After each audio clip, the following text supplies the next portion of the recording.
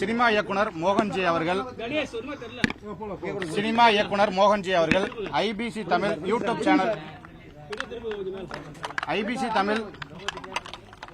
Cinema இயக்குனர் மோகன்ஜி அவர்கள் IBC Tamil YouTube சேனலுக்கு கடந்த 20/9/2024 அன்று திருப்பதி லட்டு மற்றும் பழனி பஞ்சாமிர்தம் என்று குறிப்பிட்டு பேட்டி கொடுத்ததாக இன்று சமயபுரம் போலீசார் ஒரு வழக்கு பதிவு செய்து அவரை காலையில் வீட்டில் குழந்தையை பள்ளிக்கூடத்திற்கு அனுப்பி கொண்டிருந்தவரை சட்டவிரோதமாக கைது செய்து திருச்சிக்கு கொண்டு வந்து திருச்சி JM3 நீதிமன்றத்தில் நீதிமன்ற காவலுக்கு அனுப்பும்படி கேட்டு ஆஜர்படுத்தினார்கள்.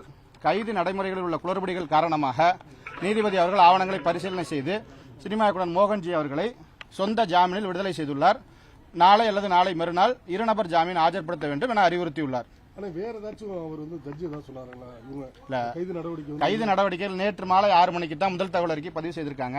ஆனா உடனடியாக கைது குறிப்பானை சென்னையில முசிறி காவல் நிலைய ஆய்வாளரை வச்சு கொடுத்ததாகவும் 3 மணிக்கு ஆஜர்படுத்துமாறு அறிவிப்பு கொடுத்துட்டு, அதாவது 3 மணிக்கு நீங்க விசாரணைக்கு ஆஜராகணும் இன்றைக்கு அப்படின்னு கொடுத்துட்டு 3:30 மணிக்கு ஆஜரானவரை கைது செய்ததா அவங்க காட்டியிருக்காங்க.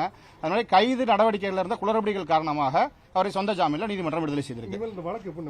வழக்கு இன்னும் இப்பதான் முதல் தகவல் அறிக்கை நேற்று தான் பதிவு செய்திருக்காங்க. விசாரணை முடிந்து குற்ற இறுதி அறிக்கை தாக்கல் செய்தால் அந்த வழக்கு விசாரணைக்கு வரும். சில காலம் எடுக்கும் அது விசாரணைக்கு வர. அவர் இந்த நீதிமன்ற நிபந்தனைகளை பின்பற்றினா அவர் இந்த வழக்குல சிறைக்கு செல்றதுக்கான வாய்ப்புகள் எதுவும் இல்லை. காஜாமீதின் வழக்கறிஞர். அது என்னுடைய வேலை இல்ல, சரியா? அது நீதிமன்றம் முடிவு செய்யும். நான் அவரோட வழக்கறிஞர். நீதிமன்ற நடைமுறைகளை பொறுத்து தான் நான் சொல்லியிருக்கேன்.